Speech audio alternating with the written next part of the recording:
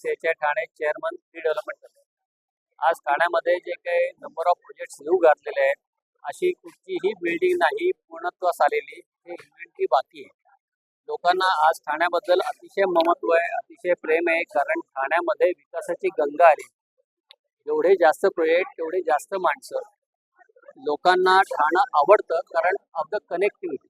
आणि जे काही रिडेव्हलपमेंट प्रोजेक्ट्स येऊ घातलेले आहेत, मग मेट्रो असेल, नवीन टनेल्स असतील, नवीन रोड्स असतील, सगळे इतके अट्रॅक्टिव्ह आहेत की everybody wants to visit Thane. त्यामुळे आम्हाला जेवढे बिल्डिंग बांधू ते सगळे विकले. नमस्कार, मी Fayaz Birani, secretary MCHI Thane.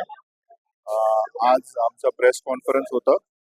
Property expo 17, 18, 19 April दोस्ती मालगुममध्ये आयोजित केलेला आहे आणि त्यासाठी सर्वांना आमंत्रित करतो का या आणि त्याचा खूप खूप फायदा घ्या.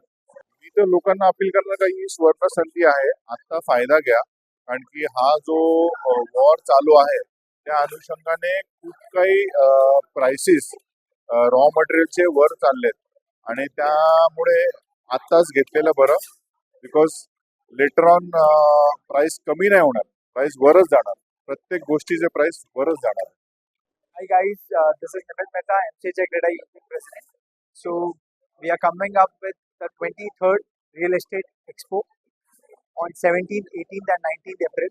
So guys, we would love you to visit this expo because there are a lot of developers who are participating here and coming up with new lifestyle projects and new offers. So explore the opportunity. Please visit the expo.